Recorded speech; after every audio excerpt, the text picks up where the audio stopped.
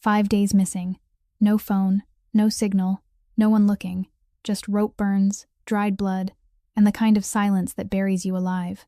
Deep inside an abandoned steel warehouse on the frozen edge of Blacktail Ridge, Montana, a 27-year-old woman hung from a rusted beam by her wrists, left there to die by the very people she'd been investigating. Her name was Amelia Whitford, brown hair matted with blood against her forehead, cracked wire-rimmed glasses hanging off one ear, blue-gray eyes that hadn't stopped burning even as her body gave up piece by piece. She wasn't a cop, wasn't a fed, wasn't anyone with a badge or backup. She was a broke, orphaned freelance journalist who'd lost her father to an unsolved murder 2 years ago, and her 20-year-old sister Phoebe to a trafficking ring 5 weeks before, and she'd walked straight into hell trying to bring that girl home. Nobody knew she was there. Nobody except a shadow moving through the blizzard. Not a rescuer, not a lawman, but something far more dangerous. Konstantin Volkov, 37 years old, 6'2", broad-shouldered, with a scar running from his left temple to his cheekbone. A gift from his own father's blade. At 16 was the most feared Mafia boss between Montana and the Canadian border. He controlled smuggling corridors, weapons pipelines, and half the silence in 3 counties. He didn't save people. He broke them. But tonight, he wasn't hunting enemies. He was hunting a traitor inside his own blood. His older brother Orion, who'd been running a human trafficking operation behind his back, violating the one rule Konstantin had never forgiven anyone for breaking. You don't touch kids. You don't sell people. And walking beside him through the chest-deep snow was Czar, a 143-pound Neapolitan Mastiff, black as a moonless night, wrinkled face like crumpled velvet, amber eyes scanning the dark with the patience of something ancient. That dog hadn't left Konstantin's side in 5 years, and it was Czar who caught the scent first. Not of the traitor, but of a woman dying behind rusted steel. What happened next will make you believe that sometimes salvation doesn't come from angels. It comes from the last man on earth you'd ever trust, and a dog who understood loyalty better than most humans ever will. If this story doesn't stay with you long after it ends, nothing will. Hit that like button, share this with someone who needs to hear it, and if you haven't subscribed yet, now's the time. You don't want to miss what's coming. Now let's go back to the frozen ridgeline of Blacktail, Montana, where the snow was falling like a funeral veil, and a woman's last breath was fogging the air inside a warehouse that the world had forgotten. Inside the warehouse, the darkness was thick as tar.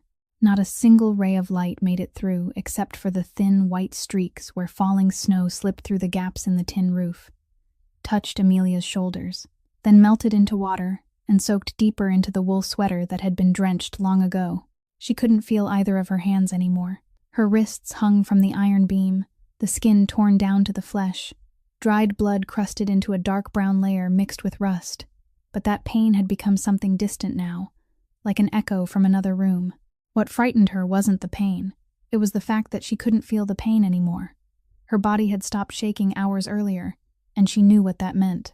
Her father had once taught her about hypothermia during camping trips in the Cascade Mountains when she was little. He said that when the body stopped trembling, that was when it began to give up. When the brain decided that staying warm was no longer worth fighting for. She was in that stage now. The stage where the body surrendered before the mind had time to agree. A rat darted across her feet, its tiny claws scraping against her ankle, and she didn't even flinch. 3 days ago, she would have screamed. 2 days ago, she would have kicked at it. Now she only watched it disappear into the dark without feeling anything at all, and that emptiness was more terrifying than any rat. She was beginning to hear things that weren't real. Footsteps on the concrete floor, slow and steady, as if someone were circling her in the dark. A low whisper of laughter from the far corner of the warehouse, soft and cruel, then gone. She knew it was hallucination.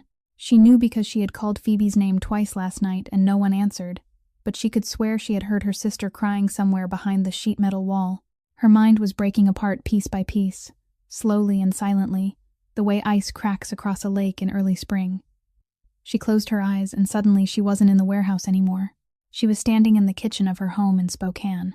Late afternoon light spilling through the yellow curtains, and the phone was ringing. She picked it up and heard her father's voice, Thomas Whitford's voice, deeper and rougher than usual, as if he were speaking while looking over his shoulder. He said he'd be home late. He said there was something he needed to handle. Then he paused for a long beat, and his voice changed. Lower, quicker. as if he were trying to force an entire last will into a single sentence. Don't trust anyone in uniform, Em. Not all of them are police. She didn't understand at the time. She was 25, writing an article about the school budget for the Spokane Herald, and her father's words sounded like a line from some cheap crime film. She laughed and told him not to be dramatic. That was the last time she ever heard his voice. The next morning, a neighbor found Thomas Whitford face down in his own parking lot, 2 bullets in his back, his car keys still clutched in his hand. The case was filed away as unsolved within 6 weeks. No witnesses, no cameras, no one arrested. At the funeral, Amelia stood beside the oak coffin she had to pay for in installments because she couldn't afford to buy it outright, and looked at Phoebe. She looked at Phoebe, just 18 then, with eyes red but dry, her lips moving without making a sound, as if grief had swallowed her voice whole. Amelia took Phoebe's hand and made a vow. Not out loud, just a promise pressed tight between their palms, between 2 orphaned sisters standing beside the body of the only man who had ever protected them. She vowed that she would find the truth, that she would never let anyone in her family be forgotten. And now, hanging in a warehouse in the middle of a snow-covered forest, she wondered if that vow would die here with her. Her mind drifted to the present Phoebe, the 20-year-old girl who had vanished 5 weeks ago into a void that no one else cared to fill. She wondered where her sister was, whether she was shivering in the cold, gripped by fear, or if she even still remembered the fading sound of her sister's voice. And if Phoebe was somewhere in the dark just like this, was anyone looking for her? Or would both sisters die without anyone knowing, without anyone remembering, without anyone writing a single line about them? Her eyes opened. Not because of willpower, because of a sound, a new sound, completely different from everything she had heard during the past 5 days. Not wind hissing through the gaps in the metal, not rats scraping across the floor, not hallucination. This was real. The sound of deep breathing, low and heavy and slow, like something very large drawing air into its lungs just on the other side of the wall. Then the sound of claws on concrete, and Amelia Whitford, for the first time in 5 days, felt her heart begin to beat faster. 48 hours before Amelia Whitford heard that breathing in the dark, Konstantin Volkov was sitting in the study on the 2nd floor of the family estate outside Kalispell, and what he was seeing in the ledgers was making his blood boil in slow waves, like lava beneath stone. The Volkov estate stood at the end of a private road nearly 2 miles long, hidden behind Douglas firs that rose 100 feet into the sky, with a black iron gate secured by code, cameras everywhere, and not a single nameplate. The people who knew this place didn't need a sign, and the people who didn't know it were better off never finding it. Koss's study was strangely simple for a house of that size. 1 oak desk, 1 leather chair, 1 locked liquor cabinet, and Tsar stretched at the foot of the desk, like a massive block of black stone, breathing steadily, his amber eyes half open. Spread across the desk were 3 handwritten ledgers. This was how Koss operated. He never used computers for numbers that mattered. He never left a digital trace, because his father had taught him that the only thing that couldn't be hacked was ink on paper, and the ink on paper was telling him that someone had betrayed him. 3 large transfers had moved into an account in the Cayman Islands over the past 6 months without his approval code. The shipping route through Blacktail Ridge, the route he had shut down 2 years earlier because it was too risky, had suddenly come alive again, with 3 runs in the previous month according to a report from the border watcher. And worse than the money, worse than the route, was the rumor. One of the small dealers in Great Falls had gotten drunk and told the wrong person that the Volkov family was moving live cargo. Those 2 words burned on the page like acid. Koss set the pen down. His fingers tightened, then released, tightened, then released. An old habit from childhood, from the years when he had to swallow his anger to survive in Nikolai Volkov's house. His father, the man who had built this empire from nothing and from other people's blood. Nikolai had come to Montana from St. Petersburg when he was 23, with not a cent, not a single relative, nothing but pure cruelty and the instincts of a predator. He built a smuggling network along the Interstate 15 corridor, controlled weapons, contraband, and the silence of 3 whole counties, then fathered 2 sons with 2 different women, and taught both of them the same lesson. Koss remembered that night. 16 years old, Nikolai dragged him into the basement room, where a man was tied to a chair, face bruised, eyes begging. Nikolai placed a gun in Koss's hand and told him to kill the man. Koss looked at the man, looked at the gun, then set it down. He said no. Nikolai said nothing. He pulled the knife from his belt, stepped forward, and carved a long line from his son's left temple down to his cheek. Slowly, precisely, as if he were signing his name across his own creation.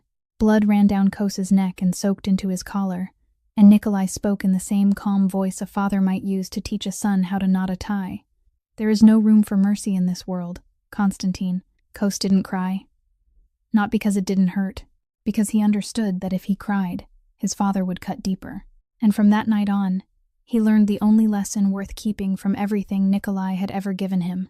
Power wasn't in causing violence.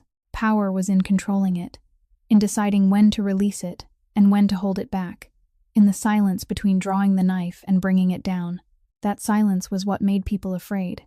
Nikolai died 5 years ago, a stroke in the bathroom. No final words. And Kos took over not because he wanted to, but because no one else was capable of keeping everything from collapsing. Orion, his older brother through their father, 5 years older, served as second in command. Kos trusted Orion, not because of love, but because Orion had been the only one who bandaged the wound on his face that night, the only one who sat beside him while the blood soaked through 4 layers of gauze, and said that he would never let anyone hurt his brother again.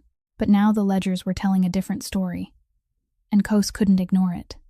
He rose and walked to the window, staring out into the western dark where the Flathead Range lay buried beneath black clouds. Tsar lifted his head at once, ears pricked. The dog had changed since Revka vanished. 8 months earlier, during the raid on the weapons warehouse in Columbia Falls, bullets flew, glass shattered, people screamed, and when the smoke cleared, Revka was gone. Tsar's daughter, a 2-year-old female Neapolitan Mastiff, that Kos had delivered with his own hands on the garage floor at 3 a.m. They searched for 3 weeks. No body, no trail, nothing. Everyone said the dog was dead. Kos nodded and closed the file. But Tsar never did. From that night on, the dog slept less. He often stood at the western window, staring toward the forest, and sometimes, on nights when the wind was still, Tsar would howl, long and low. Not the howl of an animal calling to its pack, but the howl of something that remembered. Kos heard that sound every night, and never once told him to be quiet. Now, standing at the window, he made his decision. He would go to Blacktail Ridge, alone.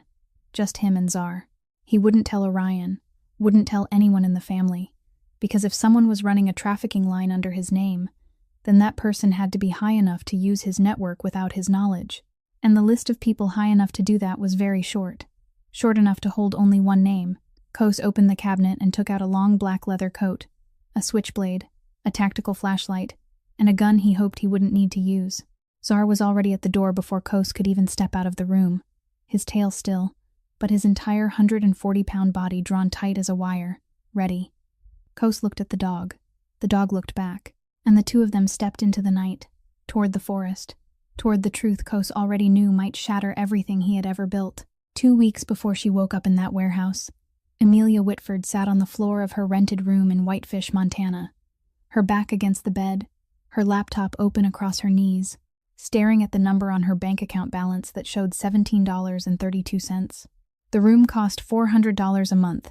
She was 3 months behind. The landlady had taped a final warning notice to the door the week before, and Amelia had used that same sheet of paper to prop up one leg of the table so it wouldn't wobble. The room was no bigger than an ordinary person's bedroom. It held a single bed with white sheets gone yellow with time, a folding table bought from a Goodwill thrift store, and on the wall there was nothing except a map of Montana she had taped up, with strips of tape, covered in red circles and arrows drawn in fluorescent marker. The mini-fridge held exactly 1 packet of ramen and half a carton of expired milk. She had been living on black coffee and instant noodles ever since the Spokane Herald fired her 4 months earlier. The official reason was budget cuts, but she knew the real reason. The editor-in-chief didn't want a reporter who kept filing investigative pieces about a chain of disappearances when not one official source was willing to confirm anything. She didn't blame them. She knew she sounded insane when she said the disappearances across western Montana were connected, that a network was operating, that the police didn't fail to know but chose not to know, but she wasn't crazy. She was simply the only one who still cared. Amelia had been used to being the only one for a very long time. Her mother died of pancreatic cancer when Amelia was 9, and that death didn't come quickly. It stretched across 14 months. 14 months in which she watched her mother shrink into the hospital bed like a candle burning down to its last flame. When her mother died, Phoebe was only 2. Their father worked as a DEA agent, always away on assignments, sometimes gone 3 weeks out of a month, and Amelia, at 9 years old, became the one who raised her little sister. She changed Phoebe's diapers while the girls in her class were still playing with dolls. She read bedtime stories in the tired voice of a child who had been forced to grow up too soon. She attended parent-teacher meetings in her father's place at Phoebe's preschool, sitting among adults twice her age and pretending everything was fine. She didn't resent her father. Thomas Whitford loved both his daughters with all his heart, but he loved them in the way of a man who had spent his life fighting. He protected by leaving and battling somewhere else, not by staying. And when he was killed, the emptiness he left behind wasn't new emptiness at all. It was only the old emptiness finally being called by its true name. After the funeral, Amelia fell into depression. She stopped answering the phone, stopped seeing friends, stopped writing. She lay in bed in her apartment in Spokane for 2 months, living on canned food and water, and if Phoebe hadn't called every evening, she didn't know whether she would have gotten up again. Then Phoebe vanished, and that depression turned into something else. Not energy and not hope, but a white, cold fury, sharp as a blade. She began to investigate. She went 7 times to the cafe near the Whitefish train station, where Phoebe had worked part-time. The first time, she asked the manager, a middle-aged man named Gary, whose eyes never met hers, and he said Phoebe had quit and left no message. The third time, she asked about the security cameras, and Gary said the cameras had been broken since the month before. The 5th time, she checked with the camera installation company and learned that the cameras had worked perfectly until the exact night Phoebe disappeared, and then the footage had been wiped clean. The 7th time she went back, Gary had already quit, and no one knew where he had gone. But she found something else. A young employee at the cafe, a girl named Haley, pulled Amelia outside after her shift and said that on the night Phoebe disappeared, she had seen Phoebe get into a black truck with no license plate parked behind the station. And there had been 2 men with her, men Phoebe clearly didn't want to go with, yet she still climbed into the truck. After Haley said it, she cried and begged Amelia not to mention her name to anyone. The black truck led Amelia to Olney, a town so small that if you blinked while driving through, you'd miss it. The only grocery store belonged to Walter Yates, 68 years old, with short silver hair, deep brown eyes, and hands as big as shovels. He stood behind the counter and watched Amelia walk in, wearing a mud-stained coat and the eyes of someone who hadn't slept enough in a very long time. She laid the photo of the truck on the counter. Walter looked at it, then looked at her. "You're not from here," he said. Amelia said no, but her sister had passed through here and never come back. Walter stayed silent for a moment, then said he had seen that truck turn east, toward Blacktail, without stopping, without getting gas, heading straight into the forest road. He looked at her with an expression full of both pity and worry, and said that if she were smart, she wouldn't go alone. Amelia met his gaze and answered that she wasn't smart. She was desperate. Walter said nothing more, but he wrote a name on the back of a receipt and pushed it across the counter. Frank Delacroix. The cabin stood at the end of County Road 417, right at the edge of Blacktail Ridge, small, old, with a moss-covered tin roof and smoke rising from the chimney. Frank opened the door before she could knock a second time. 71 years old, tall, lean but still wiry, close cropped white hair, a neat silver beard, blue eyes that looked sharp and exhausted at the same time, wearing a red and black flannel shirt and jeans stained with dried mud. Former sheriff of Flathead County, retired 8 years earlier. Amelia told him everything. About Phoebe, about the black truck, about the erased camera footage, about Gary disappearing. Frank listened without interrupting, leaning in the doorway, his eyes lowered to the floor. Then Amelia showed him Phoebe's picture, and Frank's eyes changed. Not pity, pain, recognition, because 12 years earlier, his daughter, Marjorie, 23 years old, had vanished on that same road, leading into Blacktail Ridge, and had never been found. He stared at Phoebe's photograph for a long time, then said 2 words, "I'm in." That night, Amelia sat in her car outside Frank's cabin, checking her backpack, her camera, her notes, her flashlight, and the Glock 19 compact her father had left in the bedside drawer back in Spokane. The gun sat heavy in her hand like a reminder from the dead, and she slipped it into the inner pocket of her coat, started the engine, and drove toward the forest.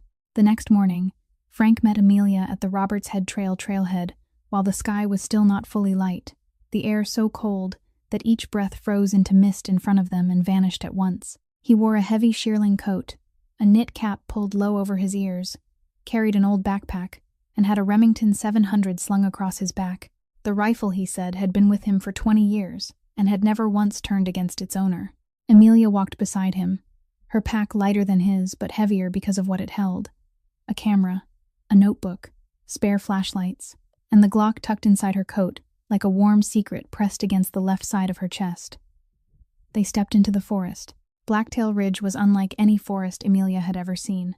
Ancient Douglas firs and ponderosa pines stood so thick they looked like walls, trunks so wide that two people couldn't wrap their arms around them, their lower branches bent beneath the weight of snow like the bowed arms of old men. The snow reached her knees, in places her hips, and every step was its own small battle between her legs and the earth, while beneath that white expanse lay hidden roots, sharp rocks, and deep holes she couldn't see until her foot was already slipping. There was no phone signal. Amelia checked 3 times, not a single bar, the screen flashing no service, like one last warning she chose to ignore. There were no birds, no animal tracks, only snow falling from branches, wind threading through the trunks like the sound of someone sighing very slowly, and the footsteps of 2 people sinking deep into the silence. Frank walked ahead, his stride steady, neither fast nor slow, the stride of a man who had spent his whole life in the woods and knew that haste killed quicker than wild beasts. After about an hour, Frank began to speak. He spoke without turning around, his voice low and even, as though he were telling the trees rather than Amelia. 3 nights earlier, he had been making his rounds around the cabin, as he did every evening when he heard an engine to the east, a vehicle moving along the forest road, the kind of road no one used in winter unless they had a reason not to be seen.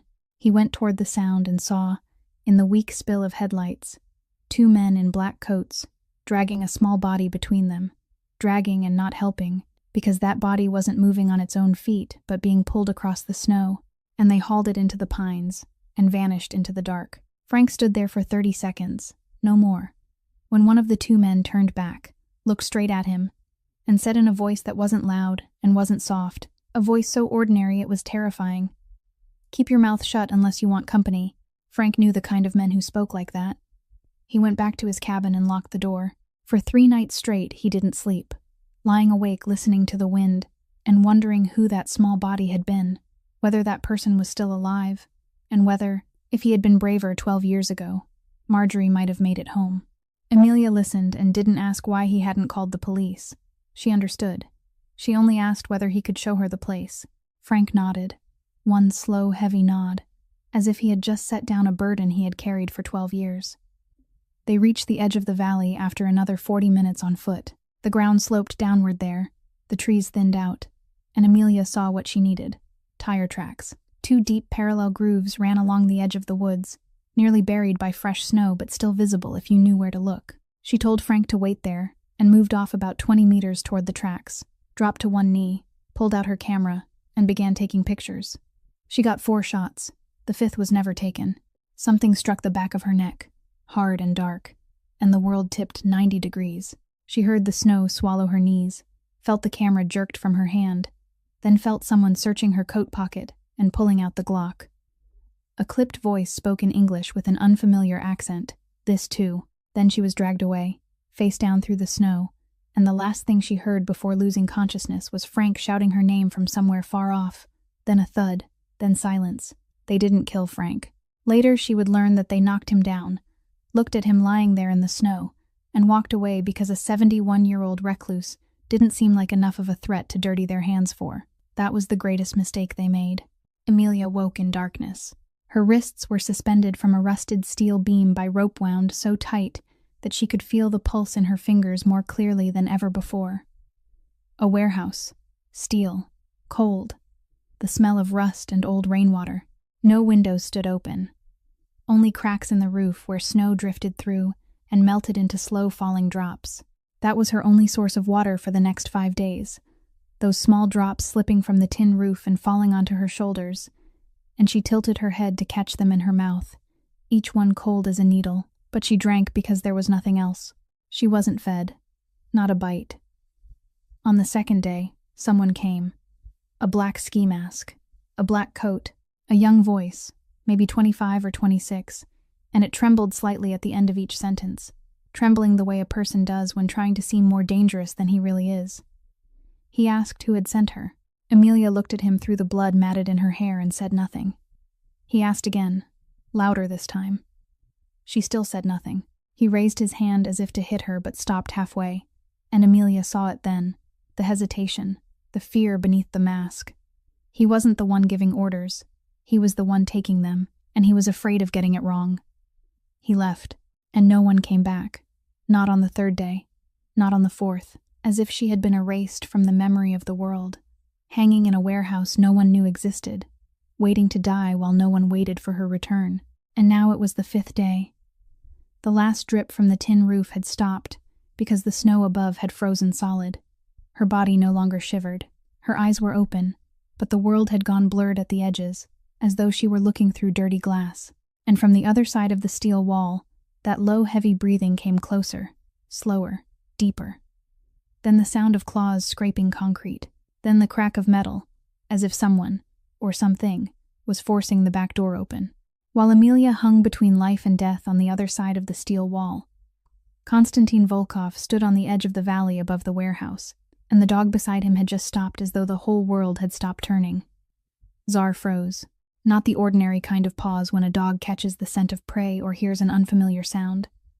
This was something else.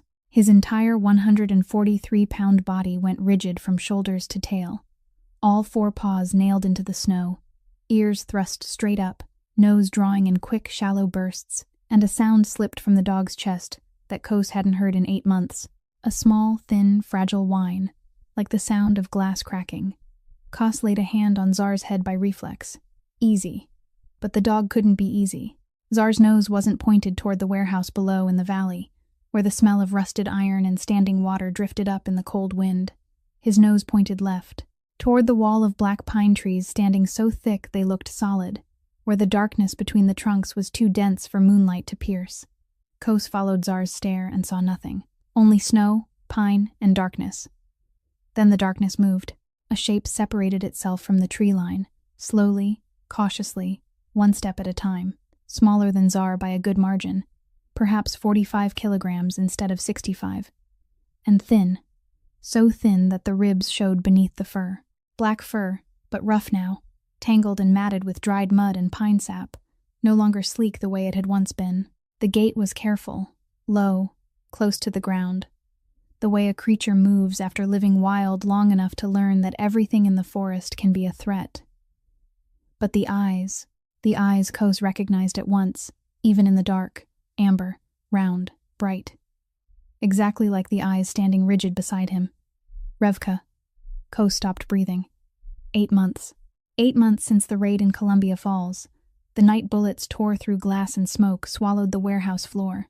The night when, after everything settled, the 2-year-old female dog he had delivered with his bare hands on the garage floor vanished without a trace. He had searched. 3 weeks. Helicopters. Hired tracking dogs. His own men combing every mile within a 20-mile radius. No body. No tracks. Nothing. Everyone said she was dead. Maybe taken by coyotes. Maybe fallen into a ravine. Maybe hit by a stray bullet in the chaos. Kos had nodded and closed the search file. But he had never believed it, and neither had Czar. Now he knew why Czar howled every night while staring into the forest. The dog had known, by something human beings had no name for, by the invisible thread between father and child that distance couldn't sever. Czar had known Revka was alive. Revka came closer. Step by step, her nose tested the air ahead of her, checking, measuring, the wild instinct teaching her that nothing familiar was safe until it proved itself. But then she came close enough. Her nose touched Czar's nose, and everything stopped. Czar lowered his head, slowly, heavily, lowered it until his forehead touched his daughter's forehead. A sound rose from deep inside Czar's chest, low and long and trembling, not a growl, not a bark, but the sound of a living thing breaking apart and healing at the same time. Revka stood motionless, her amber eyes closing, her muzzle pressed into her father's neck, and her whole gaunt body trembled like a leaf in the wind. Kos dropped to his knees in the snow. Both knees sank deep, cold seeping through the cloth of his pants, but he didn't feel it. He lifted both hands and took Revka's wrinkled face in them, the face he had once wiped clean of blood and birth fluid on the night she came into the world. The face thinner now, rougher now, but still hers. "You're alive," he said. His voice wasn't flat the way it always was. It cracked slightly, in one very small place that only someone sitting 30 centimeters away could have heard. And Kos didn't correct it, didn't swallow it down, because out here in the snowbound forest there was no one except him and the 2 dogs, and he didn't need to be the boss. He was only a man who had just found something he thought was lost forever. Revka licked his hand once, then turned her head, and her entire posture changed.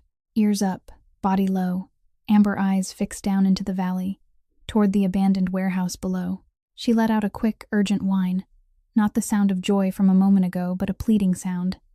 The sound of a dog trying to draw someone's attention to the place they needed to go. Kos followed Revka's gaze and began to understand. The old family warehouse, the place he had once known well when Nikolai still used it as a transfer point for shipments, now officially inactive. Revka had survived around here for 8 months, territory she had known since puppyhood when she followed Tsar on patrols around the warehouses. She knew this place, and she knew someone was inside. Kos didn't know who, didn't know how many, didn't know whether that person was still alive or already dead, but Revka knew. By the instinct that 8 months in the wild had sharpened more than any training ever could, she had caught the human scent from the other side of the sheet metal wall, days earlier. The smell of blood, the smell of sweat, the smell of fear, and her protective instinct had kept her circling near the warehouse, not going in but not leaving either, guarding something she didn't understand, but knew mattered. Tsar stepped forward and stood beside his daughter. The 2 dogs looked at each other for one brief, silent moment, but it held an entire conversation no human being could ever translate. Then both turned their heads toward the valley and began to move. They didn't wait for a command. They didn't look back.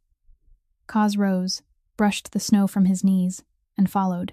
He had trusted Tsar for 5 years, and the dog had never once been wrong. Now there were 2 dogs leading the way, and both of them were taking him to the place where inside, though he didn't know it yet, a woman was drawing her final breaths. The back door of the warehouse hung crooked on the one remaining hinge, the other hinge long since broken, and the thin steel door leaned outward like a gaping mouth. Tsar reached it first, nose pressed close to the edge, then shoved it with his head. Steel shrieked against concrete, and the darkness inside spilled out like black water. Revka stayed close behind, her gaunt body slipping through the opening faster than her father, the instinct from 8 months of surviving in the wild making her move low to the ground like a ghost. Kos entered last, a tactical flashlight in one hand, an open switchblade in the other. The beam sliced through the dark, and the first thing that hit him wasn't the sight. It was the smell. Rusted iron, heavy and sharp, the smell of metal rotting in rain for years. Standing water, sour, the smell of puddles that never dried on concrete, and threaded through it was something sweet, sweet in the way that makes the stomach clench, the smell of old blood, blood that had dried and begun to decay, a smell Kos had known too many times in his life to mistake for anything else. He swept the flashlight slowly, corrugated metal walls eaten by rust, small punctures everywhere where moonlight might have slipped through if there hadn't been a storm, a concrete floor split with cracks, moss growing in the seams, black puddles glittering beneath the beam. Rats darted across the light, 2 or 3 of them, fast as bullets, then vanished back into shadow. Rotten wooden crates were stacked in one corner, rusted chains coiled across the floor, and the air was so cold that the breath of all 3, man and dogs, rose in white smoke. Tsar stopped, not to sniff, to look. Kos followed the direction of the dog's eyes, and the beam found her. Amelia hung from the iron beam in the middle of the warehouse, both wrists tied above her head with rope cinched so tightly that the skin had split, and dried blood had hardened into a dark brown crust around the fibers. Her head had fallen forward, dark brown hair hanging over her face, stuck to her forehead with what Kos couldn't tell was sweat, or blood, or both. Her body hung almost motionless, only her chest lifting in movements so slow that Kos had to stand still for 3 seconds to make sure she was still alive. The thin sweater on her body was soaked through, clinging to the sharp lines of her ribs beneath it, and her feet, covered only in socks, hovered a few centimeters above the concrete floor, purple with cold. Kos said nothing. He moved toward her, quick but not rushed, and lifted the switchblade to cut the rope. The sharp blade went through the frozen fibers in 2 strokes, and Amelia's body dropped. He caught her with both arms, and that was the moment something inside him changed. She was light, so light that he nearly lost his balance, not because her weight dragged him forward, but because he had braced himself for the weight of a grown woman, and what fell into his arms was lighter than a child. 5 days without food, 5 days hanging from an iron beam in -15-degree cold. Her body had burned itself down until almost nothing was left but bone and will. And Kos, a man who had broken other people's bones without even narrowing his eyes, stood there holding her and felt something rise in his chest that he had no name for. Not pity. Kos didn't know pity. It was fury. Pure, cold, deep fury. The fury of a man seeing something he considered an unforgivable violation happening on territory he controlled. Under his nose, without his ever knowing it, he lowered her to the floor carefully and leaned her back against the nearest wooden crate to keep her sitting upright. Zar came forward and lay down tight against her left side, pressing his 143-pound furnace of a body against her frozen one, his heavy breath spilling warmth across her arm. Revka, without needing to be told, lay down on her right side, curling herself close against Amelia's hip, her rough, dirty coat still warm, her amber eyes lifted to Amelia's face with the same look Kos had seen in her all her short life, the look of a creature that had chosen someone to protect and wouldn't leave. 3 bodies enclosed Amelia in a circle of heat in the middle of the freezing warehouse, and Kos knelt in front of her and waited. 1 minute passed, 2 minutes. Then Amelia moved. Her fingers curled first, then her eyelids. She opened her eyes slowly, heavily, as if even her lashes had frozen, and the world in front of her was blurred, no sharp edges, only shapes and light and darkness. She blinked. Once, twice. The image began to sharpen, and the first thing she saw clearly was a man's face. Close, very close. A square jaw covered in 3-day stubble, gray eyes like steel beneath clouded skies, and a long scar running from temple to cheekbone, pale pink against sun-browned skin. Behind him stood a massive black shape, larger than any dog she had ever seen, amber eyes glowing in the dark. Amelia opened her mouth. Her lips were split, blood slipping from the corner as she moved them, and the first time her voice came out it wasn't sound at all, only breath with shape. She swallowed, in pain, and tried again. "Who are you?" 2 words, hoarse, barely audible. But Kos heard them. He looked at her, and in that moment he could read nothing on her face except utter exhaustion. And he answered in a low, steady voice. Not warm, but not cold either. The voice of a man telling the truth without dressing it up. "Someone who shouldn't be here. Like you." He didn't give his name. Didn't explain. Didn't promise anything. Amelia looked at him, then at the scar, then at the giant dog giving off heat beside her.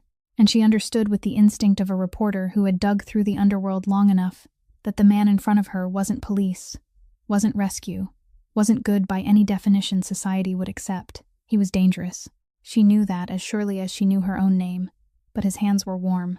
Those hands had just cut her bonds loose, had just kept her from crashing to the floor, and now they were pulling off his coat and settling it around her shoulders, and the warmth from the leather lining seeped into her like current, and Amelia Whitford, who had been cold for 5 days, who had forgotten what warmth even felt like, closed her eyes and let that heat swallow her, even though she knew it had come from the hands of the man all 3 counties feared.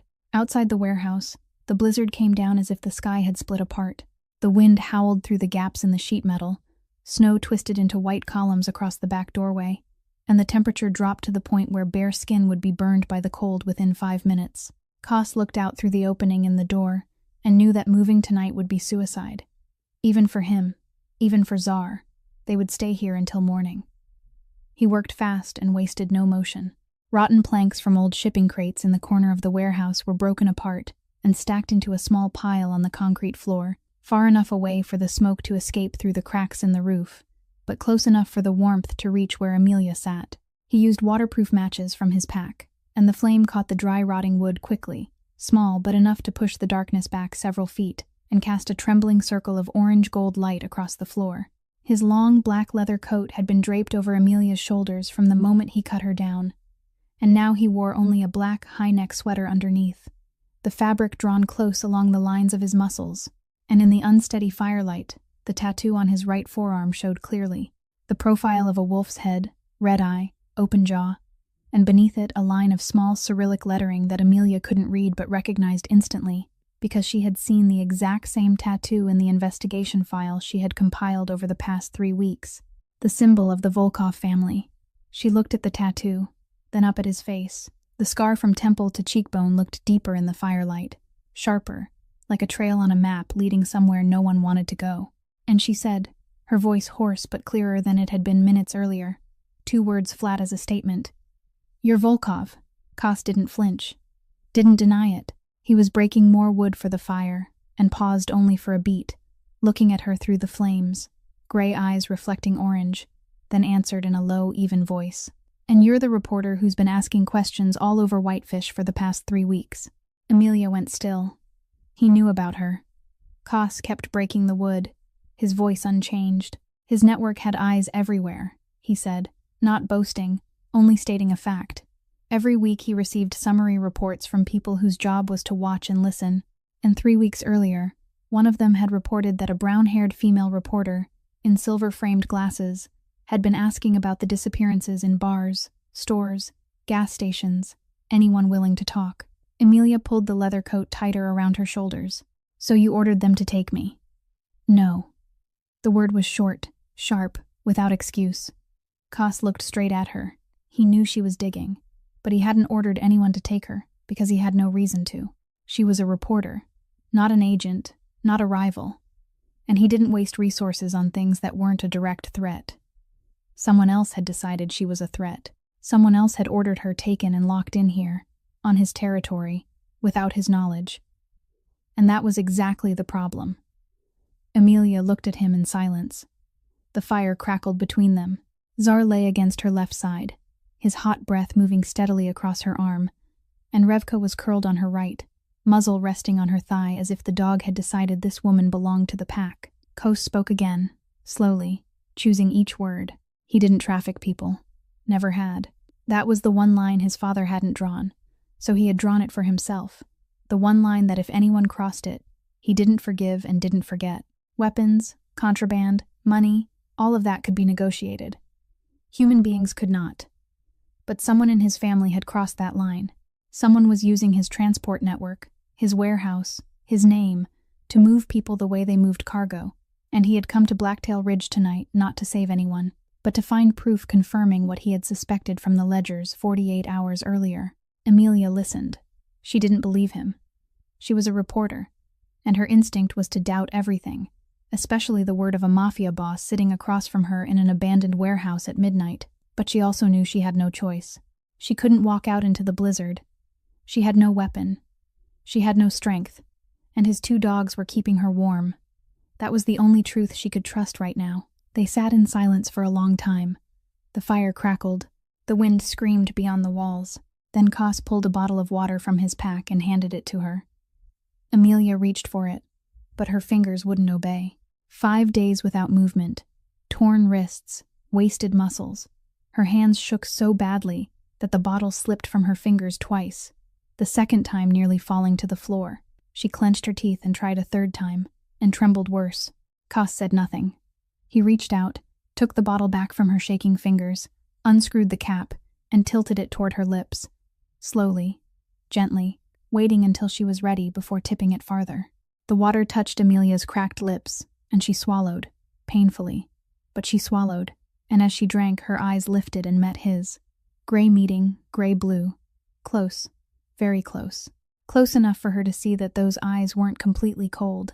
There was something deep underneath, not tenderness, perhaps anger, perhaps exhaustion, perhaps something even he didn't know the name for. 3 seconds. They looked at each other for 3 seconds. Longer than necessary for drinking water. Shorter than necessary to name whatever had just happened. Then both looked away at the same time, as if they had silently agreed not to speak of that moment. Amelia leaned her head back against the wooden crate. Her eyes grew heavy. The warmth from the leather coat, from Tsar, from Revka, from the small fire, all of it joined together and pulled her toward the sleep she hadn't had in 5 days. And this time she let herself fall, because even if her mind told her she was sleeping beside a monster, Her body told her she was safer than she had been at any point in the past 5 days. She slept. Kos did not. He sat with his back against the cold metal wall, legs stretched out in front of him, eyes open, staring into the darkness above the fire. Zar left his place beside Amelia, crossed over, and lay down next to him, head on his thigh, amber eyes open, not sleeping, keeping watch with his master. Revka stayed with Amelia, curling tighter, her muzzle resting on Amelia's hand, and the Mafia boss sat there through the whole night, his back against freezing steel, his hand resting on the dog's head, listening to the wind howl and to the faint breathing of the woman 2 meters away, the woman whose name he wouldn't know until the next morning. The first light of dawn slipped through the gaps in the sheet metal like pale golden fingers brushing the concrete floor, and Amelia opened her eyes into a world she had almost not lived to see again. She was alive. Everything in her body hurt from her torn wrists all the way down to her frozen toes, hurt in her ribs where she had hung from the iron beam for 5 days, hurt in her empty stomach clenching like a fist, but she was alive, and that was the only thing that mattered right now. The fire from the night before had gone out, but a new one was burning a few steps away from her. Small, neat, giving off little smoke. The kind of fire built by someone who knew how to make warmth without giving away his position. Kos sat beside it, cutting dried meat from his pack into small pieces and placing them on a flat sheet of metal, warmed over the coals. The smell of roasting meat spreading through the cold air, and Amelia's stomach twisted painfully with hunger. He handed her a piece without saying anything, and she ate slowly, because he told her to eat slowly. An empty stomach left too long without food would throw everything back up if she ate too fast, and she hated that he was right. But she listened anyway because she didn't have the strength to argue. Zar wasn't beside her when she woke. The dog had vanished at some point, but before Amelia could ask, he returned, stepping through the back doorway with a wild rabbit hanging from his jaws. Gray fur, soft body, killed cleanly with a single bite to the back of the neck. Zar set the rabbit down beside the fire, looked at Kos once, then lay down and licked his paw as if he had just completed something entirely ordinary. Not even 2 minutes later, Revka ran in, smaller, faster, and in her jaws was a squirrel, tiny, no bigger than a fist, but she placed it at Kos's feet with such obvious pride that her tail gave one faint wag, even though 8 months of living wild had nearly erased that habit from her. Kos looked at the squirrel, looked at Revka, looked at Zar, and the corner of his mouth moved slightly. Such a small motion that if Amelia hadn't happened to be looking at exactly that moment, she would have missed it. Not yet a smile, not yet anything with a name, but the first sign that beneath the steel in those gray eyes there was something that could grow warm if given a reason. They ate. Kos roasted the rabbit over the coals and gave Amelia the larger portion even when she protested. He said he had already eaten dried meat early that morning, and there was something in his voice that didn't allow argument. Zar and Revka shared what remained. After that, they left the warehouse. The blizzard had died during the night, leaving behind a world of white and a silence so complete that Amelia could hear snow slipping from pine branches onto the soft ground like whispers. Amelia could walk, but only slowly. Her legs were weak, her knees shaking after 5 days without movement, and every step through the snow was a negotiation between will and body. Kos walked beside her, not holding her up but staying close enough for her to catch herself on him if she needed to. The first time she slipped on a root hidden beneath the snow, she managed to steady herself. The second time she nearly fell, her hand caught his shoulder by reflex, and both of them went rigid at once. She, because she hated depending on anyone, especially a man she still didn't know whether to trust or fear. He, because he hated closeness by instinct, the kind of hatred that had sunk into his bones from childhood, when any kind of closeness in Nikolai Volkov's house could turn into a weapon. But she needed his shoulder to keep walking, and he needed her able to walk if they were going to get out of here. So neither of them said anything about her hand on his shoulder, and they kept moving along the dry creek bed that ran below the valley. Zar walked ahead, nose near the ground, tail straight, with the posture of a dog working, not wandering. When they reached a narrow stretch of creek, where the water had frozen solid into a sheet of cloudy white glass, Zar stopped. His nose moved back and forth across the snow along the bank. Then he looked back at Kos and gave one short snort, a signal that 5 years together had taught Kos to read as clearly as words. There were tracks here. Kos knelt down. Boot prints. Several pairs layered over one another, some deeper, showing the person had been carrying weight, some lighter, all of them moving in the same direction along the creek before turning off into the woods. Revka didn't wait for a command. She shot toward a patch of brush beneath a fir tree about 10 meters away, nose pressed to the ground, front paws tearing through the snow fast and hard, and dragged out from under the frozen layer of dead leaves a wet canvas bag, heavy, about the size of a small backpack. Koz opened it.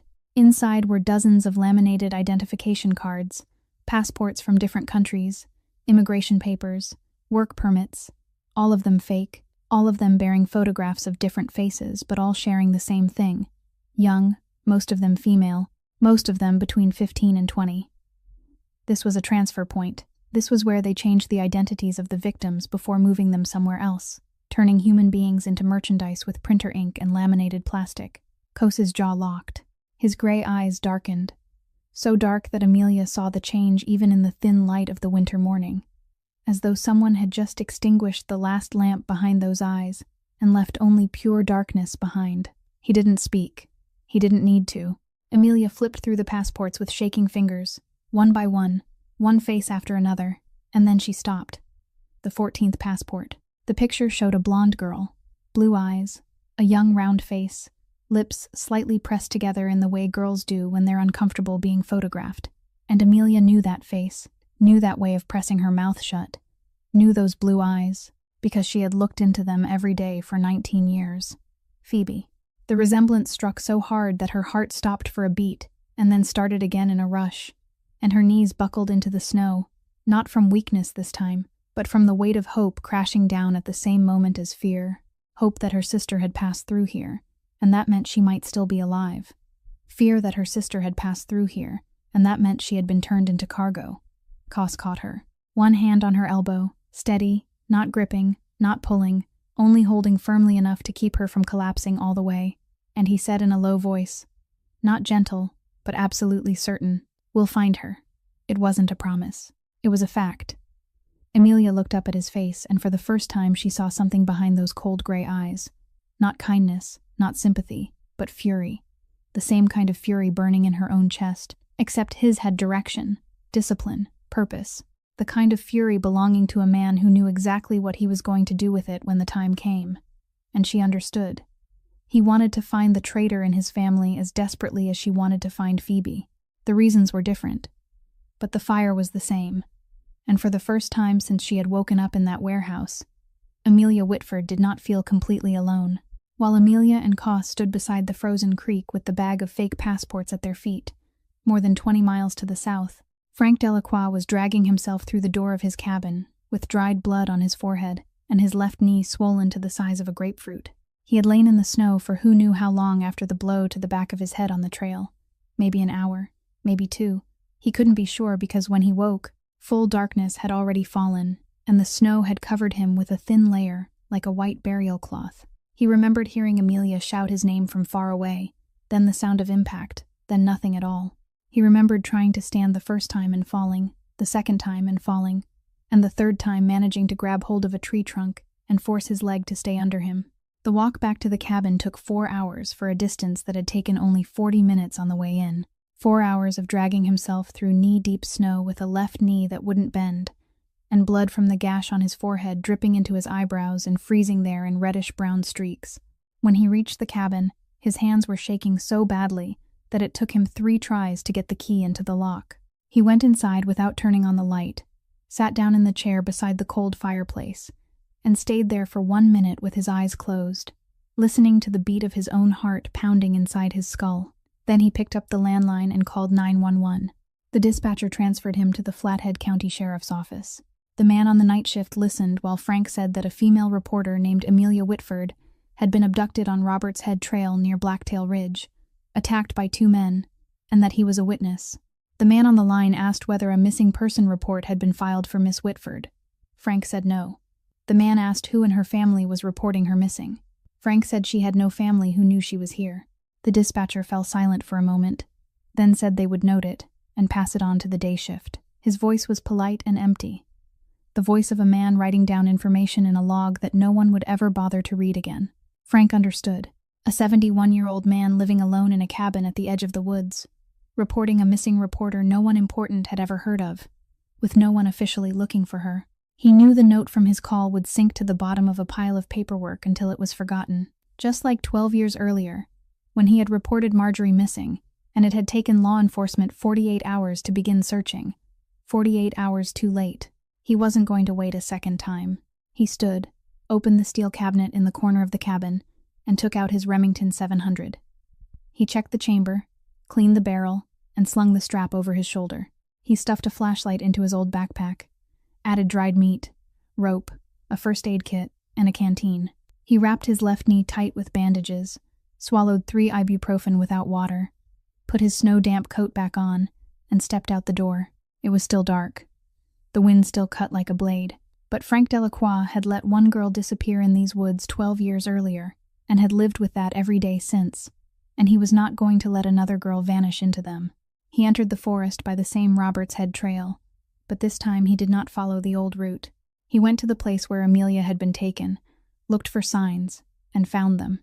A drag mark across the snow, the boot prints of 2 men, and Amelia's own footprints ending at the point where she had been lifted or hauled away. He followed the boot prints for about half a mile before losing them under fresh snow. He stood there in the dark forest, 71 years old, knee swollen, dried blood on his face, and had no idea where to go next. Then he looked down. Another trail. Not boots, not human. Dog prints, pressed deep into the snow, each one as wide as his hand. The distance between steps, telling him the animal was large, very large, and moving with purpose rather than wandering. Frank followed the dog tracks. He didn't know why there was a dog out here, didn't know whose dog it was, but 40 years in law enforcement had taught him that when there was no other lead, you followed the only thing moving in a clear direction. He walked for 6 hours. 6 hours through snow, through pine forest, over slopes that made his left knee crack and grind with every step, and when the first morning light began to slip through the trees, he saw them. 3 people and 2 dogs standing beside the frozen creek at the bottom of the valley.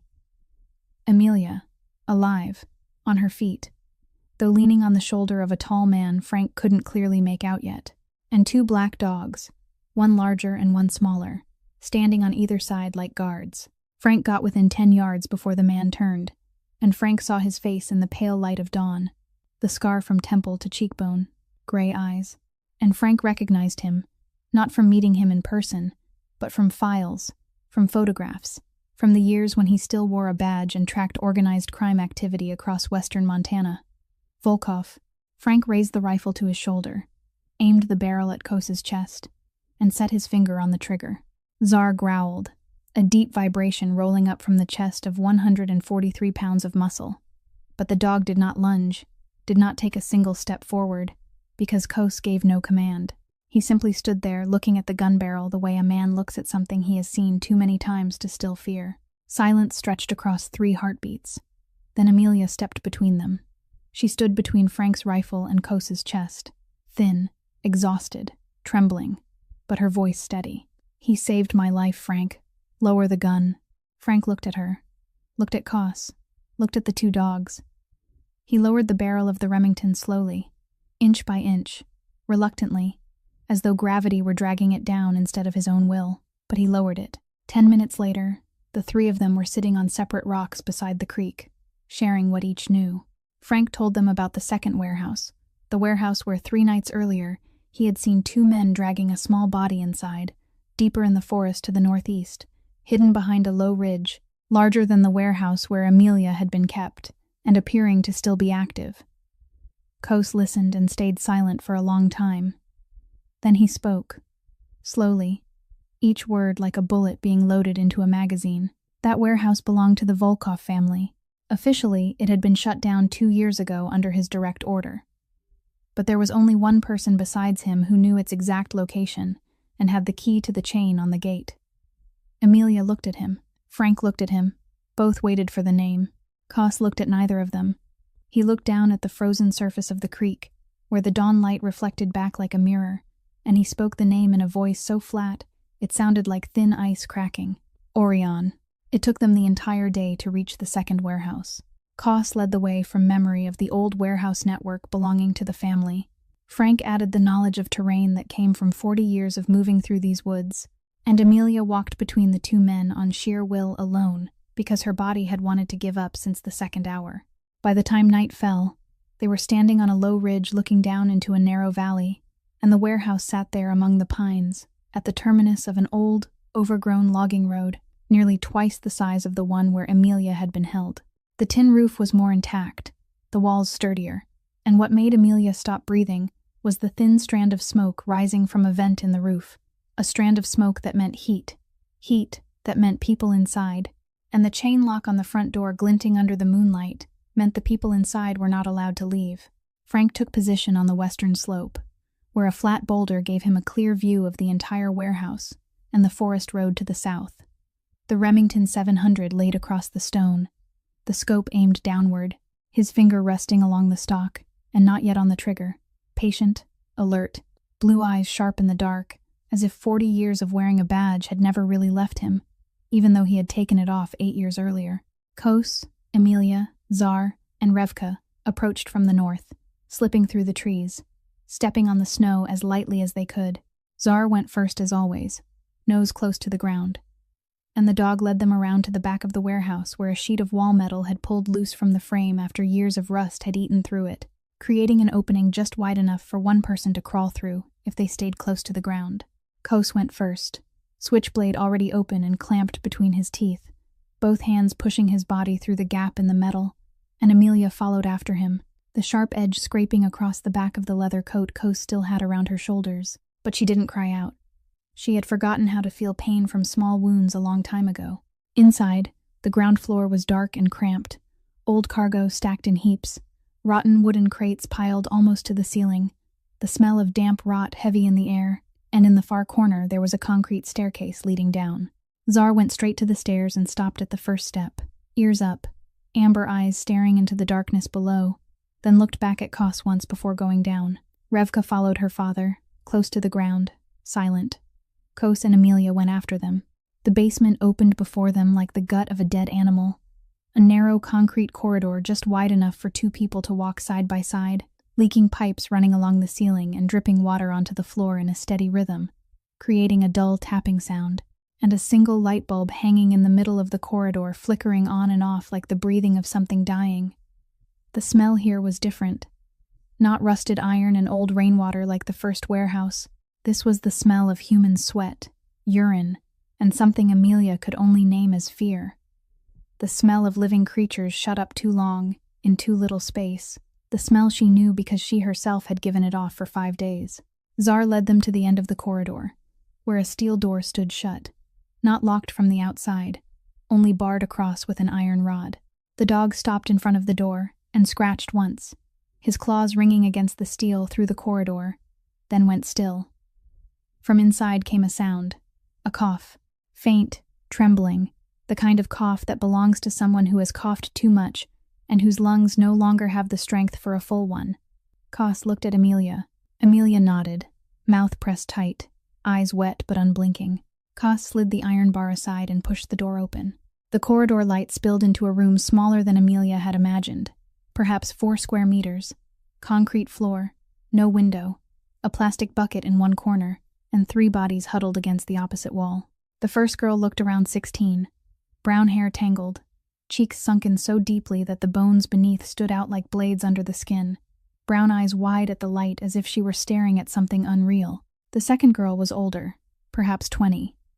Dirty matted red hair, blue eyes swollen from too much crying, lips split and bleeding, and both her arms wrapped around the person sitting in the middle, as if she were protecting the last precious thing she had left. The one in the middle. Amelia saw the hair first, blonde, dirty, matted, stuck flat to the skull, but blonde. Then she saw the face.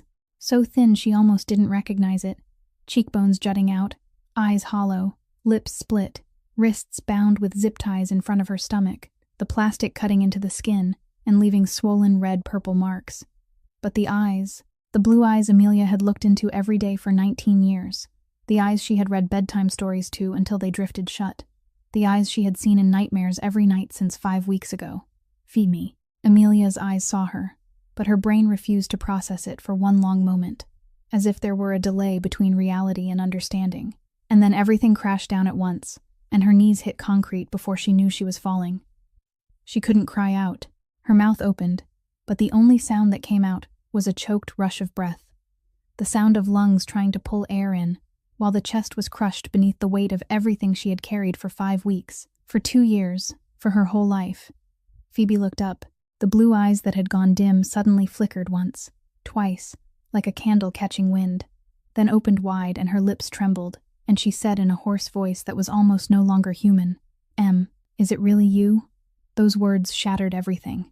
Amelia lunged forward and wrapped Phoebe in her arms, held her so tightly that she could feel her sister's ribs beneath the thin layer of clothing, held her so tightly that the zip ties on Phoebe's wrists cut into her own arms. But she didn't let go, and she cried. Not the silent crying she had done for the past 2 years. Crying in her rented room, crying in the car, crying in the middle of the night when no one could hear. This was weeping torn from the deepest place inside her chest. The weeping of someone who had held everything together for too long, and finally could not hold it any longer. The sound of it filling the concrete basement and striking the walls as if the whole room were crying with her. Phoebe cried too, not out loud, exactly the way she had cried at their father's funeral, mouth open with no sound, but the tears came, and her bound hands clutched at the leather coat on her sister's body and would not let go. Kos stood in the doorway. His back faced the corridor, shoulders blocking most of the frame. Zar sitting on the right, staring into the darkness of the hall. Revka on the left. He didn't look back, but his fist tightened slowly at his side, hard enough that the knuckles went white in the flickering light, and his jaw locked until the muscles at his temples stood out beneath the skin. He didn't turn because if he did, he would see the 2 sisters holding each other on the concrete floor. And what he heard behind him, that crying, was already enough. It was touching something inside him. He had believed his father killed on the night he cut his face, when he was 16. The part that knew how to feel pain that wasn't his own. The part that knew how to want to protect someone, not because of duty or power, but because of something older and simpler. And he didn't know what to do with it. So he stood there, guarding the door, fist clenched, gray eyes fixed on the darkness, and let the crying behind him find its way into the cracks he had thought he sealed long ago. Amelia's sobbing hadn't even faded when Zar lifted his head. The dog's ears turned toward the stairs, his whole body shifting from stillness into tension in the space of half a second, like a switch thrown on. And a low growl began to vibrate out of his chest, not loud, but steady and continuous like the hum of an engine. Kos heard it at the same moment. Sound from upstairs. Footsteps. Heavy. One person. And the clink of metal striking metal, keys or chain locks. Someone was opening the front door of the warehouse. The guard had come back. Kos turned, raised one finger to his lips, and looked at Amelia. Silence.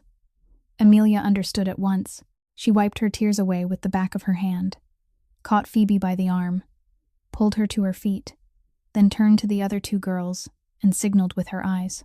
All 4 of them backed into the corridor beyond the steel door, Amelia supporting Phoebe with one arm, her other hand gripping the shoulder of the 16-year-old brunette, who was trembling so hard her teeth were knocking together, the red-haired girl clinging close behind, and they pressed themselves against the concrete wall in the darkness at the far end of the hall. Phoebe clutched her sister's coat tightly, the zip ties around her wrists cutting into her skin every time she moved, but she wouldn't let go. Kos moved without making a sound. He took his place against the wall to the right of the stairs, in the blind corner where anyone coming down wouldn't see him until it was too late. Zar crouched at the foot of the stairs, his black body dissolving perfectly into the darkness, only his amber eyes visible as 2 small points of light in the black. Revka took position on the 3rd step from the bottom, blocking the way up and down, her thin body lowered and ready to spring. And for the first time, Amelia saw just how much the dog resembled her father, the same crouched posture, the same deadly silence before the explosion. The footsteps came down the stairs, slow, confident, the stride of a man who thought he was coming down to check on cargo, not walking into a trap. Black boots appeared on the last step, then legs, then torso, then face.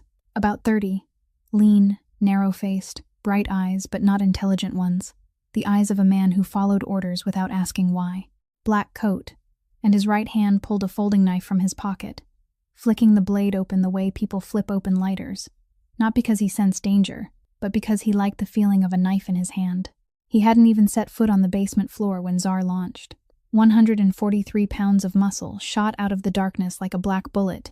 No bark, no roar. Only the sound of air being torn apart as the dog covered 3 meters in less than a second. His front paws slammed into the guard's chest, the force driving him backward, his spine cracking against the concrete floor with a thud that rang through the basement. And before he could scream, Czar's jaws had locked around his right wrist, the hand holding the knife, locked down without tearing it off, but tight enough that bone snapped and his fingers opened by reflex. The knife hit the floor with a metallic clatter. Czar didn't let go. The dog pinned him beneath his weight, jaws fixed on the wrist, amber eyes staring straight into the guard's face with a look that held no hatred, only something worse. Patience, the readiness to stay there as long as needed until ordered to release or ordered to bite deeper. The guard screamed, the sound shrill inside the tight concrete space, and that voice trembled and sounded so young, and from the end of the corridor Amelia recognized it at once. It was the voice of the masked man from the second day, the one who had asked who sent her, the one who had raised his hand to strike her and then stopped. The same voice, the same little shake at the end of every sentence. On the stairs, Revka growled, low and steady. Not a warning, but a declaration. Anyone who wanted to come up or down those steps would have to go through her first. Kos stepped out of the shadows, slowly, calmly enough that his footsteps sounded like the ticking of a clock. He picked the folding knife up off the floor, folded the blade shut, slipped it into his own pocket, then crouched down in front of the guard, lying under Czar's 143 pounds. He looked down at him. The guard looked back up, eyes blown wide, breath quick and ragged, and the confidence of the man with the knife was gone completely, replaced by pure fear, the fear of a small animal pinned beneath the feet of a larger one. Kos spoke. His voice wasn't loud, wasn't sharpened, didn't threaten by volume. He sounded like a man asking for the time. Who sent you here? You get one answer before I stop asking. The guard looked at Czar, looked at the dog's jaws on his wrist, looked up into Kos's eyes, and he understood that stop asking didn't mean the questions would end. It meant answers would no longer matter because the outcome would be the same. He spoke. His voice cracked in the middle. Orion Volkov. The air in the basement changed. Not the temperature, not the light, but something invisible, the way pressure changes before a storm, and human ears feel it even before the eyes see clouds. Kos's eyes didn't change. That was the most frightening part. No burst of rage, no grinding jaw, no fist flying. His eyes went utterly still, gray and flat as a frozen lake in January. And Amelia, standing at the end of the corridor, saw that stillness and understood with the instincts of someone who had watched human beings for long enough that this was the most dangerous moment she had ever witnessed in her life. Not violence, but the second just before violence. The second in which the man before her was deciding the scale of destruction he would unleash. And the control in that second was more terrifying than any fit of anger, because it showed that he was completely in command even while everything inside him was burning. Kos rose, pulled a zip tie from the pocket of the leather coat, bound the guard's wrists behind his back, cinched it tight, then gave Czar a single light pat on the head. Czar released his jaws, stood, stepped back, licked his muzzle once, then sat down to guard him. Kos turned toward Amelia and the 3 girls. His voice had returned to normal, low, controlled, carrying no trace of the storm that had just crossed his eyes. Go outside. Now. He led them up the stairs, Revka moving ahead, Czar coming last, keeping watch over the bound guard on the floor. Up to the ground level, through the sheet metal gap, out into the night air, where Frank was already waiting, Remington in his hands, blue eyes sweeping across each face, counting heads, then giving one nod when he saw that everyone was there. Kos dropped his backpack into the snow, opened the outer pocket, and pulled out a small device the size of his hand, bright yellow-orange plastic casing, a red button in the center. A PLB, a personal locator beacon transmitting an emergency position signal on 406 MHz through NOAA satellites, the kind people carried in deep wilderness and field agents kept on them like a last charm against death. He flipped the cover open, looked at the red light blinking in a steady rhythm like a heartbeat, then pressed it. There was no beep, no flash of brilliant light, only the feel of the button sinking under his finger and a faint static warmth spreading through the plastic shell. The signal had gone out. If there was anyone out there listening, searching, waiting, now they would know. 47 minutes after Kos pressed the PLB button, headlights cut through the line of pines from the south and the growl of diesel engines rolled through the valley. 3 heavy black SUVs came tearing through the snow along the forest road, the sides marked with the gold and dark brown insignia of the Montana Criminal Investigation Division, their tracks crushing the thin crust of ice on the ground. And before the first vehicle had even fully stopped, the door was already open. The first person to step out was Lieutenant Rachel Voss, 44 years old. Tall, square-jawed, dark brown hair pulled tight at the nape of her neck, eyes sharp as a razor blade sweeping over the scene for 3 seconds and assessing the entire situation before her mouth even opened. Black tactical jacket, badge glinting on her chest, the stride of someone who had stepped into enough crime scenes that nothing surprised her anymore. She saw Koss standing beside the warehouse, black sweater dusted with snow, Tsar and Revka at either side, and she said in a voice dry as sandpaper, "Volkov, you look terrible." Koss looked at her, and the corner of his mouth lifted by 1 millimeter. "I've heard worse." Voss didn't smile. She gave clipped orders, 2 agents into the warehouse first to secure it, the medical team behind them, and within 10 minutes, the 3 girls were brought out into the night air, wrapped in silver thermal blankets, blinking against the SUV headlights that were far too bright after so many days in darkness. Phoebe was placed on a stretcher and pushed into the ambulance, her eyes closing when the light inside the vehicle came on. And Amelia climbed in after her, sat beside her, took her hand, and didn't let go. And no one asked her to let go. The ambulance doors shut. Blue and red lights flashed on. The vehicle drove away. Koss stood in the snow and watched it go. The ambulance lights grew smaller between the pines, and then vanished beyond the bend, and the siren faded until there was nothing left but the wind. Tsar sat on his right, Revka on his left. Both of them watched in the same direction. Then Koss turned his back. He didn't look again. He walked into the forest, toward the vehicle he had left at the northern trailhead, and darkness swallowed him and the 2 dogs as if they had never existed. 2 days later, the Volkov estate, outside Kalispell. Orion was sitting in Koss's study, his feet up on the desk, a glass of cognac in his hand, and there was nothing on his face but the comfort of a man who believed everything was still under control. 42 years old, slightly taller than Koss, but leaner, handsome in a softer way than his younger brother. No scar, no marks of violence anywhere on his skin, because Orion had always known how to let other people endure violence in his place. Koss walked in. He didn't knock because it was his room. He looked at Orion sitting in his chair, drinking his liquor, and said nothing. He walked to the cabinet, took out a clean glass, poured whiskey, sat down in the chair opposite him, and took a sip.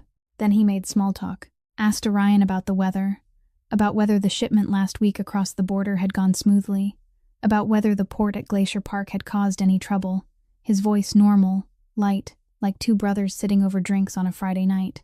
Orion answered. But after the 3rd question, his eyes began to change. A small crease appeared between his brows, then deepened, because Orion knew Koss, knew his younger brother better than anyone, and Koss never made small talk.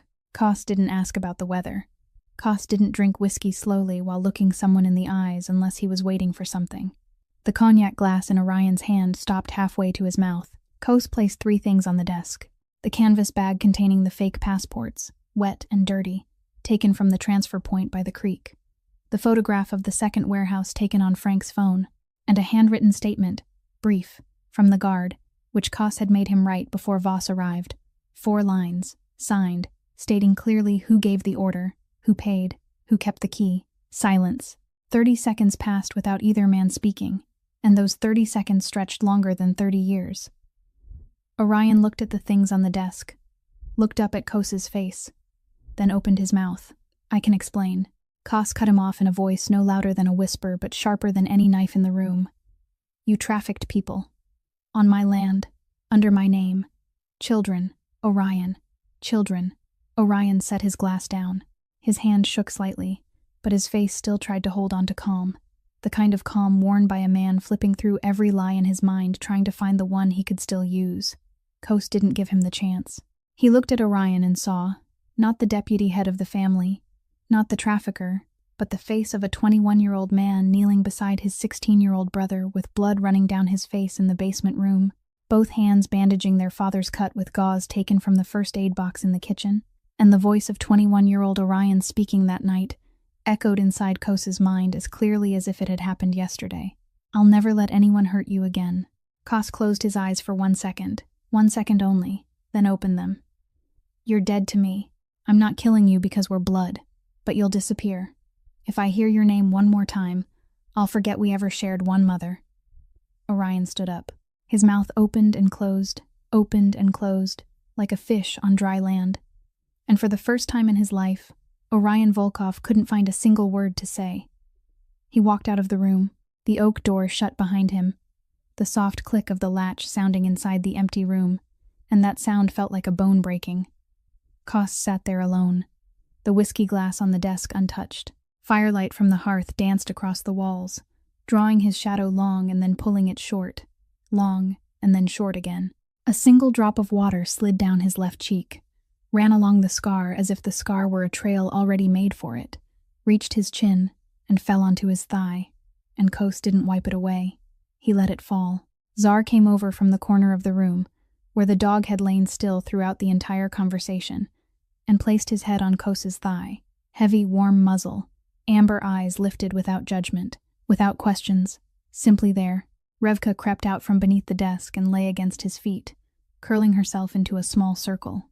And the Mafia boss sat there in the firelight, between the two dogs, one hand resting on Tsar's head, eyes fixed on the flames without seeing anything. And for the first time in 37 years, Konstantin Volkov did not look like the man all 3 counties feared. He looked like a child who had just lost his brother.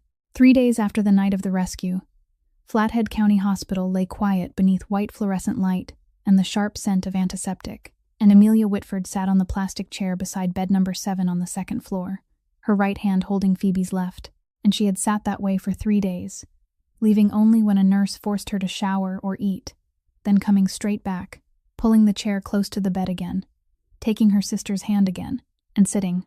Phoebe slept, breathed evenly. The heartbeat on the monitor blinked in steady green light, and it was the most beautiful sound Amelia had ever heard, more beautiful than any music, because it meant her sister was still alive. Amelia's wrists were wrapped in white bandages where the rope had cut into her skin for 5 days.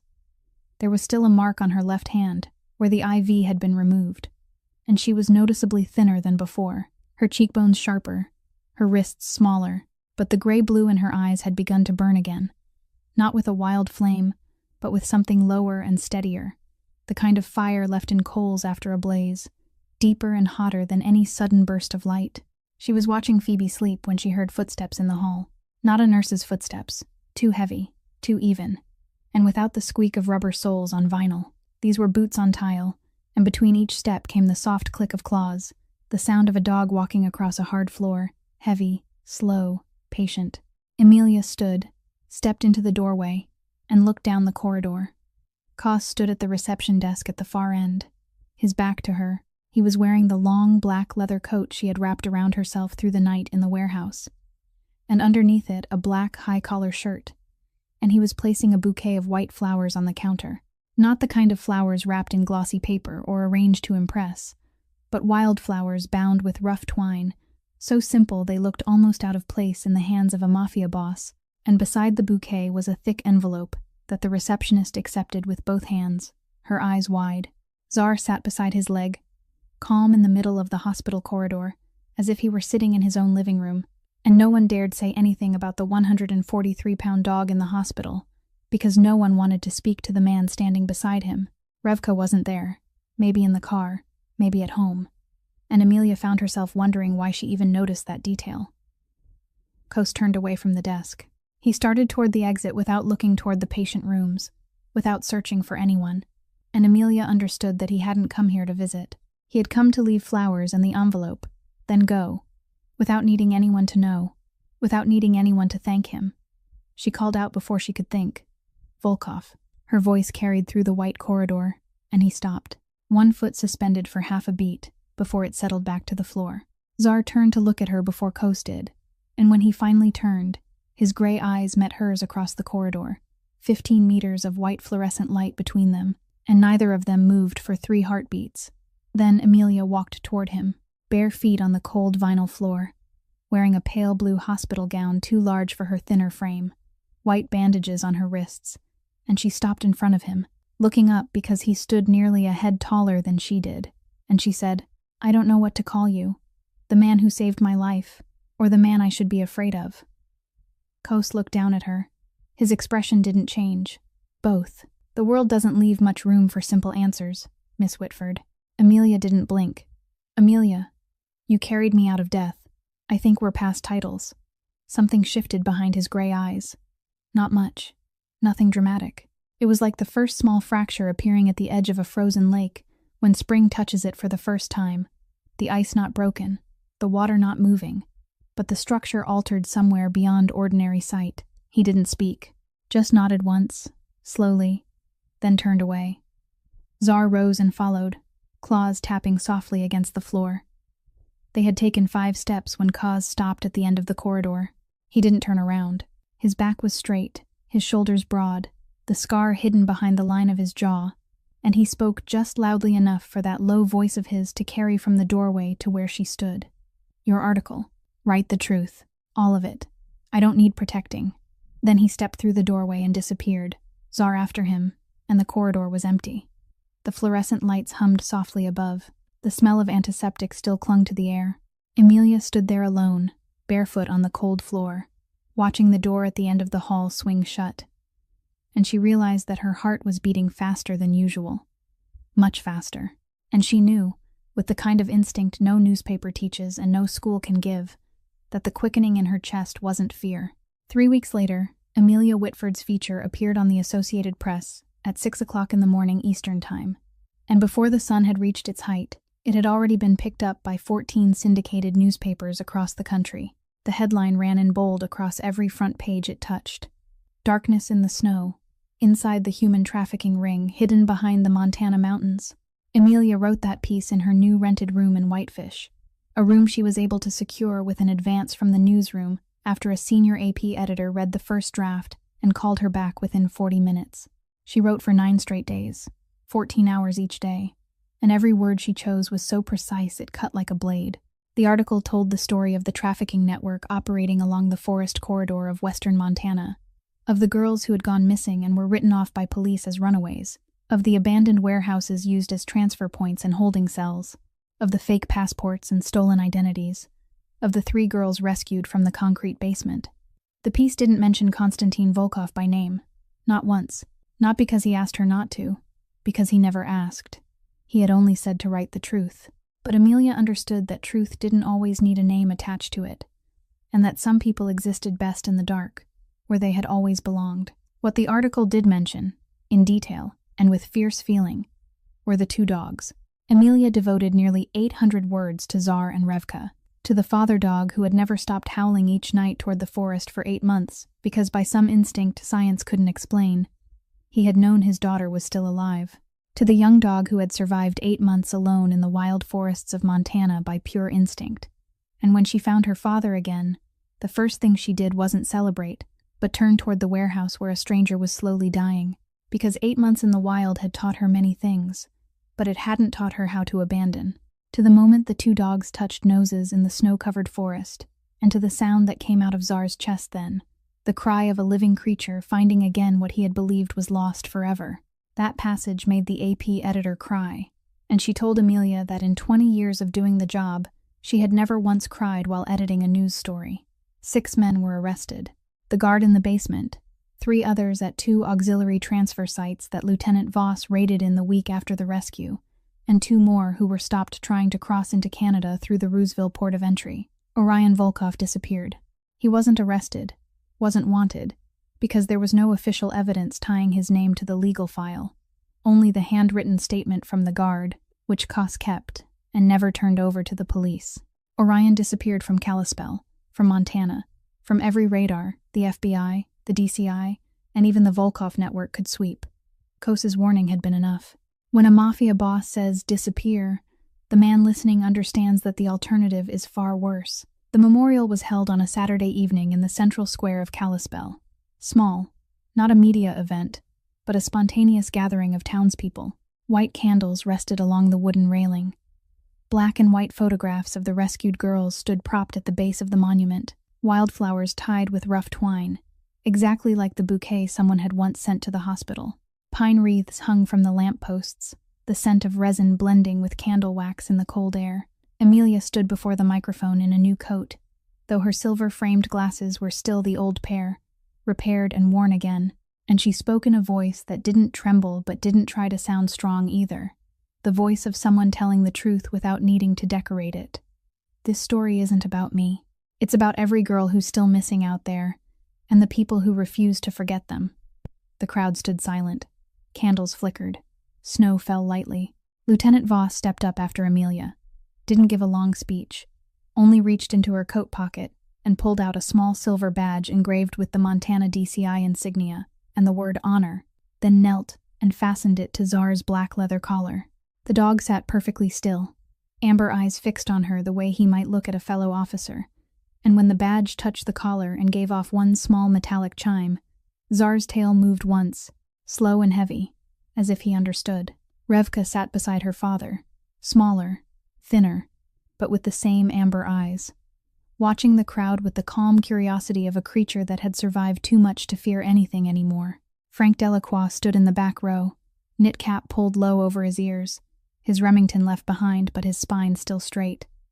And when Amelia looked toward him, he gave her a single nod, slow and deep, the nod of an old soldier, saluting a younger one. Koss wasn't there. No one expected him to be, and he didn't come. But at the end of the street, 40 meters from the square, a black Cadillac Escalade sat motionless along the curb. Engine off, lights off, windows darkened. Behind the windshield, Konstantin Volkov sat looking out through the tinted glass, watching Czar receive the badge, watching Revka seated beside her father, watching Amelia standing at the microphone with candlelight trembling across her face.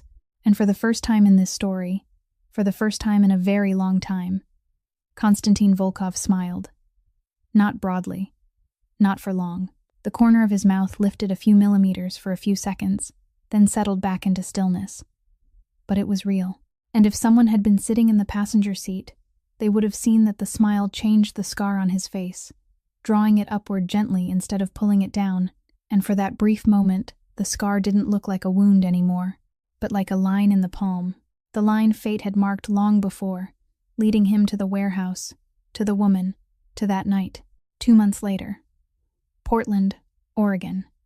Amelia's small apartment on the 3rd floor of an old building in the Hawthorne district no longer looked like the place where she had once lived. The walls had been repainted a soft cream white. New curtains let the morning light pour in instead of shutting it out the way they had before. And on the windowsill sat a small pot of mint that Phoebe had bought at the farmer's market the weekend before, because she said the apartment needed something living and green.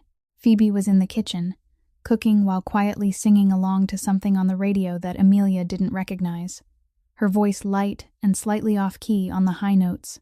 But it was the most beautiful sound in that apartment, because 2 months earlier the only sound in the kitchen had been Amelia boiling water for instant noodles at 2 in the morning. Phoebe still startled when a door slammed too hard. She still woke at 3 in the morning with her shirt damp with sweat, eyes wide in the dark, searching for something that wasn't here. She still couldn't stay in a closed room unless the door was left open at least 4 inches. But she was living. She was cooking. She was singing. And every week the nightmares came a little less often, like snow slowly melting when spring touches the ground. Slow but certain. 2 photographs hung on the living room wall. The first was a picture of the 2 sisters standing together in front of Flathead County Hospital on the day Phoebe was discharged, Amelia wearing a coat too big for her, Phoebe in a pale blue hospital gown, both of them thin, exhausted, but smiling, and that smile was real because it wasn't perfect. The second was a black and white candid shot taken from a distance, Czar and Revka sitting side by side on the wooden steps in front of the cabin. Czar large and black and imposing, Revka smaller and pressed close beside her father, both pairs of amber eyes staring straight into the camera. The photograph sent through the mail with no letter enclosed, only a line written on the back in the shaky hand of an old man. The 2 little ones say hello. Frank. Amelia was sitting at her writing desk reviewing the draft of her next article when the doorbell rang. She opened the door, and no one was there, only a small box resting on the doormat. Brown paper. No return address. No ordinary postal stamp. Someone had placed it there by hand. She carried it inside, sat down at the table, and opened it. Inside the thin layer of tissue paper was a pair of silver round framed glasses. New. The exact same style as the pair she had worn for the past 3 years. The pair that had broken at one temple in the warehouse at Blacktail Ridge. The pair she had glued back together and was still wearing. But this pair was brand new. The lenses crystal clear, the silver frame gleaming, and when she turned them in the light, she saw a small engraving inside the right arm. So tiny she had to tilt it toward the window to read it. 2 letters. KV. There was no card. Only a small folded note, written in neat block capitals, black ink on white paper. Next time, don't go alone. Amelia held the note, her fingers tracing the ink, and she smiled. Not the kind of polite smile people use to get through the day, and not the strained smile people wear when they're trying not to break. She smiled for real, smiled until her eyes narrowed, smiled for the first time in a very long while without pain attached to it, without guilt attached to it, without the question of how many others were still missing attached to it. It was only a smile. Simple. Warm. Phoebe looked out from the kitchen, saw her sister smiling, and asked who had sent it. Amelia set the note down, slipped on the new glasses, and said no one, just a package delivered to the wrong address. Phoebe didn't believe her, but she didn't ask again because she had learned that her sister had certain secrets she didn't need to know. And that was all right. The phone on the table rang. Unknown number. 406 area code. Montana. Amelia looked at the screen for 3 seconds, then answered. Whitford. The voice on the other end was low, deep, and familiar enough that she recognized it before the second syllable had even fully left his mouth. Amelia. A beat of silence. 3 seconds. Longer than necessary between strangers. Shorter than necessary between people who know each other. And just long enough for everything unspoken to settle perfectly into the space between their 2 names. I'm listening, she said, and she truly was. 2,000 miles to the east, in the office of the estate outside Kalispell, Konstantin Volkov sat in the leather chair behind the oak desk, the phone against his ear, the window behind him opening onto the Rocky Mountains covered in white snow beneath the late afternoon light.